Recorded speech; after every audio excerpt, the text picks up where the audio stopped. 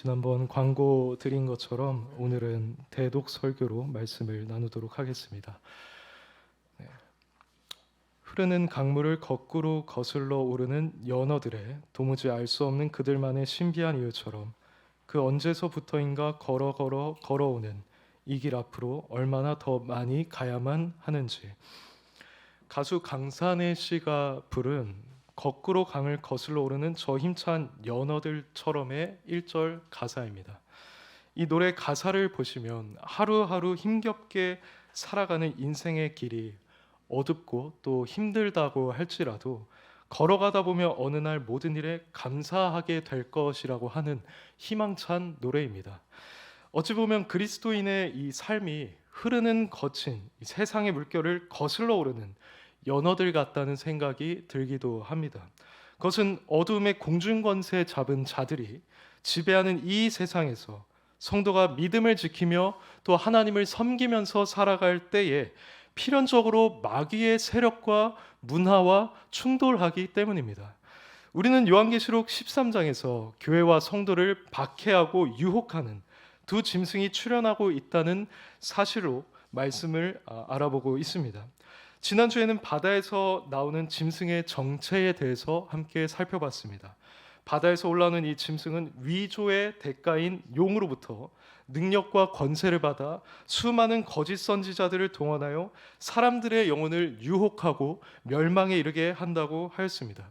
또한 세상 불신 권력들을 동원하여서 교회와 성도들을 핍박하고 하나님으로부터 멀리 떨어지게 만든다고 했습니다. 수많은 사람들이 이 짐승에게 앞다투어서 경배하고 또 복종을 하겠지만 하나님을 경외하는 거룩한 성도들은 어린 양의 생명책에 기록된 자들로서 인내로 믿음을 지키며 환난과 박해를 이겨나간다고 하였습니다. 그런데 짐승의 박해가 여기서 끝이 아닙니다. 오늘 11절을 보니 요한은 또 다른 짐승이 이 땅에서 올라온다고 말합니다. 오늘은 지난주에 이어서 두 번째 짐승인 땅에서 올라오는 이 짐승의 정체와 그의 활동을 다루면서 참된 성도들이 이에 어떻게 맞서야 할지를 알아보겠습니다. 첫째로 땅에서 올라오는 이 또 다른 짐승은 첫째 짐승을 경배하게 함으로 거짓 예배를 강요합니다. 11절부터 12절 말씀을 함께 읽겠습니다. 내가 봄에 시작.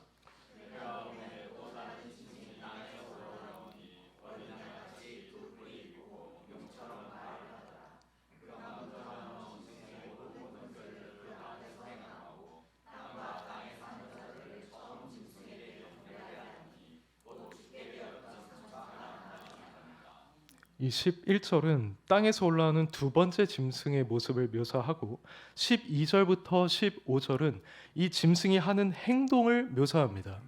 이 두 번째 짐승은 어린 양같이 두 뿔이 있고 또 용처럼 말을 한다고 했습니다. 또한 땅에 사는 자들을 처음 짐승에게 경배하게 한다고 했습니다. 우선 첫 번째 짐승에 비해서 뿔이 두 개밖에 없다는 것은 첫 번째 짐승보다는 그 권세가 약하다는 것을 뜻합니다. 하지만 이 짐승이 용의 말을 하기 때문에 그 권세는 여전히 강력합니다. 그런데 모습은 어린 양 같습니다. 그러니 결론적으로 말하자면 그 외면적인 모습은 어린 양으로 비유된 예수님을 모방하지만 실제 하는 행동은 첫째 짐승, 즉 우상을 숭배하게 만드는 일을 한다는 것입니다. 우선 우리는 지난 시간에 사탄이 개구리 같은 더러운 새 영의 삼위일체로 활동한다고 했었는데, 그렇다면 땅에서 올라오는 이 짐승은 사탄의 삼위일체 가운데 세 번째 존재라고 할 수 있습니다. 이 짐승을 가리켜서 사도 요한은 계시록에서 거짓 선지자라고 칭했습니다. 계시록 16장 13절은 이렇게 말합니다. 또 내가 보매 개구리 같은 새 더러운 영이 용의 입과 짐승의 입과 거짓 선지자의 입에서 나오니, 이 세 번째 더러운 영은 앞에서 살펴본 바와 같이 두 번째 더러운 짐승을 경배하게 합니다. 지난주에 우리는 이 바다에서 올라오는 첫 번째 짐승의 정체가 교회와 성도를 박해하고 유혹하는 세속 권력이라고 말을 했고, 요한 당시는 바로 로마 제국과 로마 황제를 가리킨다라고 했습니다. 그렇다면 이 두 번째 짐승은 역사적으로 로마 황제를 신으로 경배하게 강요하는 거짓 선지자들 또는 사제들이라고 할 수 있습니다. 마치 진리의 영으로 오신 성령님께서 그리스도께서 하신 말씀을 하시고 그리스도께만 영광을 돌리듯이 이 두 번째 짐승도 첫 번째 짐승의 영광을 위해서 존재하는 것입니다. 말하자면 두 번째 짐승은 오직 하나님만 받으셔야 할 영광스러운 예배를 모방하여서 짐승 같은 세속 권력을 향한 거짓 예배를 강요하는 것입니다. 이 일을 위해서 이 짐승은 13절을 보니 큰 이적을 행하고 사람들 앞에서 불이 하늘로부터 땅에 내려오게 하는 요술을 행하며, 14절에 보면 노골적으로 짐승을 위하여 우상을 만들라고 명령합니다. 그리고는 15절에서 짐승의 우상에게 경배하지 않는 자는 몇이든지 누구든지 다 죽이라고 했습니다. 이적을 행하고 불을 내리는 일은 구약의 거짓 선지자들이 했던 일입니다. 그리고 애굽의 마술사들도 마술을 행하여서 파라오를 경배하게 했었죠. 로마 제국 시대에 전국에서 사제들이 말로, 요술로 황제 숭배를 강요하곤 했습니다. 황제를 숭배하면 평화와 복락을 줄 것이지만 황제 숭배를 거절하면 죽임을 당할 것이라고 위협하였습니다. 그러니 세상에서 이렇게 큰 이적을 행하고 불을 내고 짐승에게 경배하지 않으면 죽인다고 협박하는 세상 속에서 우리가 만약 살아간다면 그 위협은 현실적일 것이고 대단히 무서울 것입니다. 말하자면 둘째 짐승의 경배는 세속 권력에 강요된 예배입니다. 참된 예배는 절대로 강요하지 않습니다. 하나님께서는 죄악된 우리를 택하시고 예수님을 보내셔서 우리의 죄를 씻으시고 성령님을 보내셔서 우리의 마음이 변화되게 하시고 즐겁고 기쁜 마음으로 구원의 하나님을 예배하게 하십니다. 그 누구도 우리의 예배를 강요하지 않습니다. 그러나 짐승의 예배는 강제된 예배입니다. 예배의 대상이 아닌 인간을 신격화해서 예배해야 하기 때문에 강요해야만 하는 것입니다. 때로는 칼로 위협하고, 때로는 물질로 유혹하고 쾌락으로 유혹합니다. 때로는 정치 이념이 신앙으로 둔갑하여 숭배하게 만듭니다. 가깝게는 북한에서도 이런 일이 자행되고 있고, 세상의 많은 나라에서 참 하나님이 아닌 인간을 신으로 숭배하거나 우상신을 숭배하고 있습니다. 하나님께서 참된 예배를 기뻐하시듯이 짐승도 예배 받기를 원합니다. 아니, 이 세상의 짐승들은 하나님을 그 보좌에서 밀어내고 스스로 신이 되어서 경배 받기를 원합니다. 그것이 사탄 마귀가 이 세상에서 짐승들을 동원하여서 행하고 있는 일들인 것입니다. 하나님 외에 경배하고 섬기게 만드는 모든 것들이 짐승이 하는 일임을 분별하고 오직 하나님께만 참된 경배를 드리시는 성도님들이 되시기를 주님의 이름으로 축원합니다. 둘째로, 땅에서 올라오는 이 짐승은 짐승의 표를 이마에 갖게 하여서 일상생활을 지배함으로 삶 속에서 하나님을 섬기지 못하게 만듭니다. 16절부터 17절 말씀을 함께 읽겠습니다. 그가 모든 자, 시작.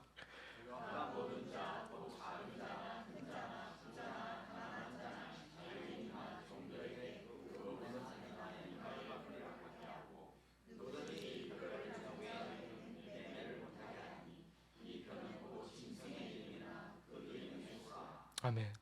이 부분의 말씀은 가장 흥미롭기도 하며 또한 가장 오해를 불러일으키고 잘못 해석되는 그러한 말씀입니다. 그것은 666이라고 불리는 이 짐승의 표에 관한 것이고요. 다음 주에 살펴볼 14반 4천인에 관한 것입니다. 이 짐승이 모든 종류의 사람들의 오른손이나 이마의 표를 받게 하고 이 표를 가진 자 외에는 매매를 못하게 하는데, 이 표가 곧 짐승의 이름이라 했고 그 수가 666이라 했습니다. 말씀드린 바와 같이 마귀는 위조와 모방의 명수라고 하였습니다. 전능하신 하나님께서는 하나님의 종들에게 인을 치시고 그분의 백성이심을 나타내십니다. 계시록 7장 3절부터 4절입니다. 이르되 우리가 우리 하나님의 종들의 이마에 인치기까지 땅이나 바다나 나무들을 해하지 말라 하더라. 내가 인침을 받은 자의 수를 들으니 이스라엘 자손의 각 지파 중에서 인침을 받은 자들이 14만 4천이니 마찬가지로 이 짐승이 하는 일이 하나님을 흉내내는 것입니다. 짐승도 사람들의 오른손이나 이마에 짐승의 표로 도장을 찍습니다. 물론 이 도장은 눈에 보이는 물리적인 도장이 아니라 영적인 인입니다. 이 짐승의 표를 받지 않으면 매매, 즉 사지도 팔지도 못하게 한다고 했습니다. 매매라는 것은 사람이 사는 데 있어서 굉장히 필수적인 일입니다. 그러므로 사지도 팔지도 못하게 한다는 것은 생존을 위협하는 엄청난 일입니다. 그래서 과거에 성경의 역사를 시대적으로 구분하는 어떤 사람들은 이 666이라고 하는 표를 신용카드의 바코드라고 주장하기도 했고, 최근에는 동물이나 사람 속에 심어 넣는 소위 베리칩이라고 주장하기도 했습니다. 그러나 사도 요한이 이 편지를 쓸 때 신용카드는 존재하지 않았고 베리칩 역시 없었습니다. 모든 하나님의 말씀은 신학적인 통일성을 가지므로 오고 오는 모든 세대에 적용되는 말씀이지만 우선은 그 시대의 역사를 향해서 기록된 말씀입니다. 가장 정확한 해석은 이 666이라는 숫자가 교회의 성도들을 잔혹하게 죽이고 박해했던 짐승 같은 황제 네로라는 것입니다. 네로의 이름을 히브리어의 숫자로 계산을 하면 666이라는 결론이 나옵니다. 생명이 위협받는 엄청난 박해 속에서 네로 황제를 직접 언급하는 것은 그들에게 있어서 매우 위태로운 일이었기에 그 이름을 숫자로 언급하는 것이 자연스러웠을 것입니다. 그렇다면 왜 네로입니까? 네로 황제야말로 로마 제국에서 기독교를 잔멸하려 했던 가장 잔혹한 인물이었기 때문입니다. 네로는 황제 숭배를 거절하는 크리스티아노스, 즉 그리스도인들을 경멸했고 로마시에 발생한 화재를 기독교인의 방화 탓이라고 돌리기도 했습니다. 결국 그리스도인들을 무참히 학살하며 그들의 시신으로 로마 시내를 밝히는 등불로 사용하기까지 했습니다. 하는 짓이 무자비한 짐승과 다를 바가 없었던 것입니다. 중요한 것은 이 짐승의 표를 받지 않으면 매매도 할 수 없고 사람답게 살아갈 수 없게 되었다는 것입니다. 16절을 보시면 작은 자나 큰 자나 부자나 가난한 자나 자유인이나 종들 모두 이 표를 받아야만 사거나 팔거나 해서 먹고 살 수가 있었습니다. 즉 짐승은 이런 방식으로 세상 사람들에 대한 지배권을 행사하는 것입니다. 로마 황제에게 충성하면 안전을 보장받으면서 잘 살 수 있겠지만 로마 황제 외에 다른 황제를 섬기면 죽임을 당하는 것이었습니다. 이것은 역사 속에 오고 오는 모든 황제들, 군주들, 독재자들 모두 마찬가지입니다. 더 나아가서 앞으로 도래할 모든 종류의 적그리스도가 바로 이 666에 해당되는 자들입니다.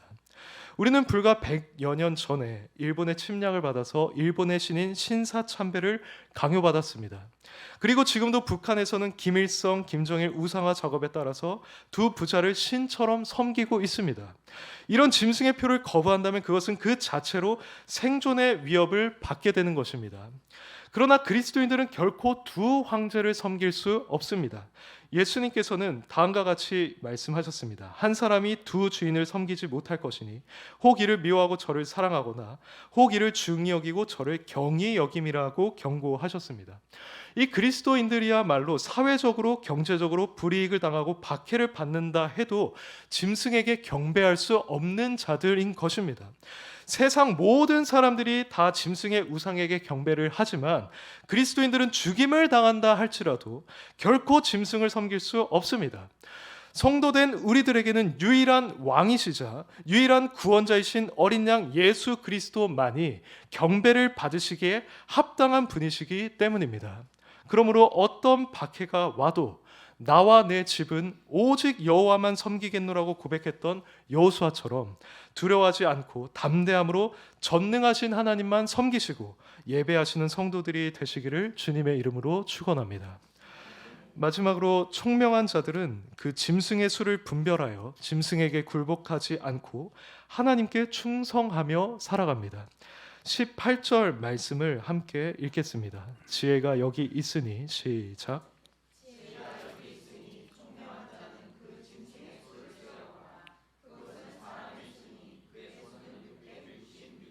아멘.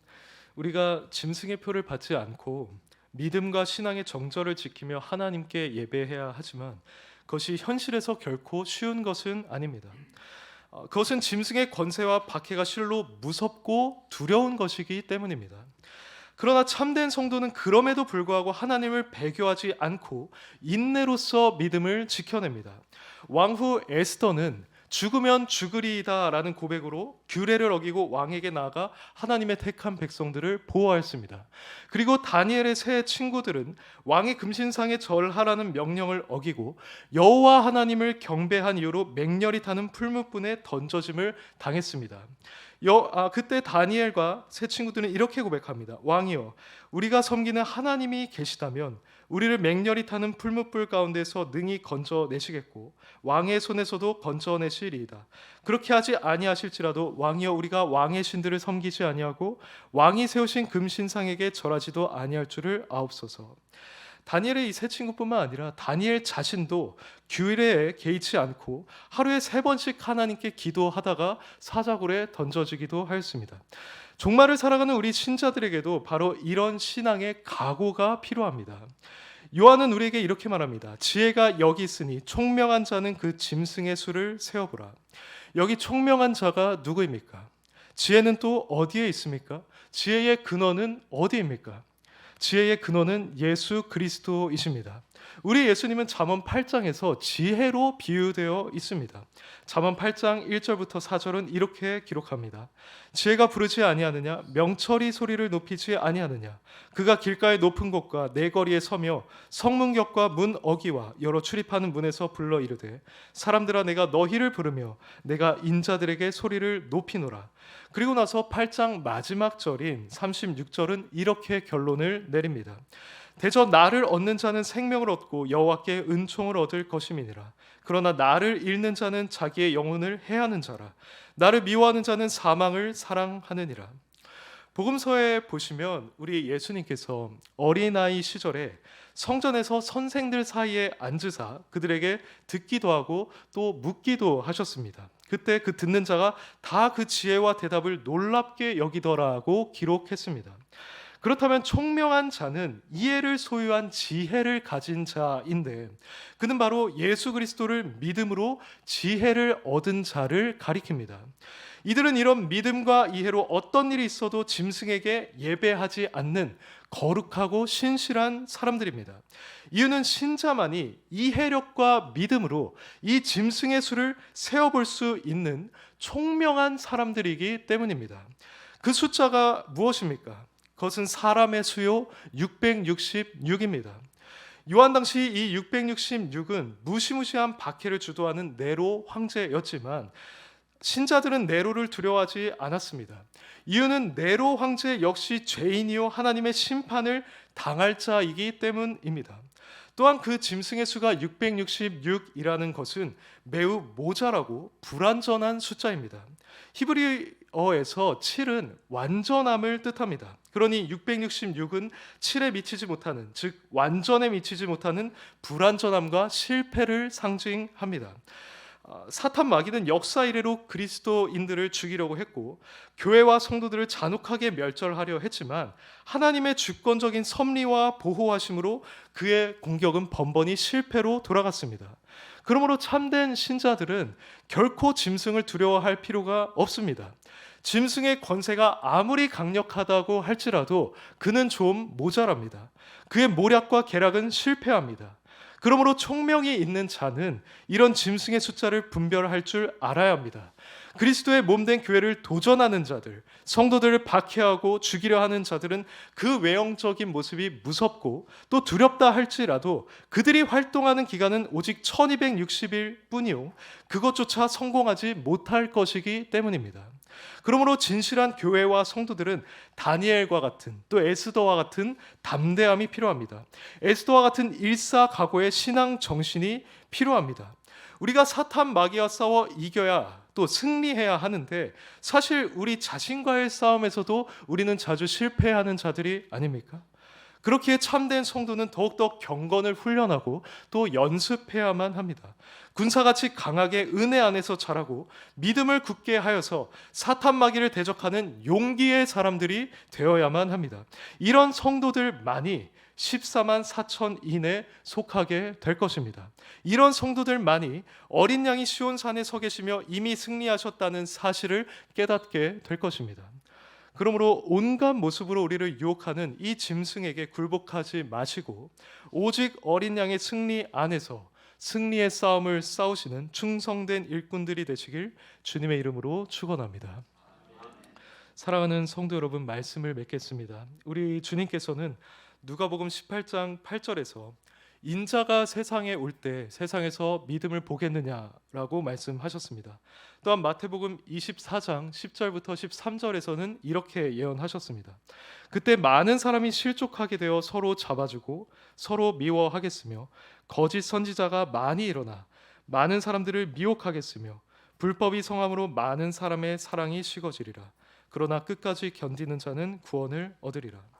바로 지금 우리가 살아가고 있는 이 때가 바로 주님이 말씀하신 종말의 때가 아니겠습니까? 바로 이때 참된 교회와 성도들은 지난주에 살펴본 것처럼 인내로 믿음을 지켜내야 합니다. 계시록 13장 10절 말씀 마지막에 성도들의 인내와 믿음이 여기 있느니라고 했습니다. 그리고 오늘 본문 18절에서는 지혜가 여기 있으니 총명한 자는 그 짐승의 수를 세어보라고 하였습니다.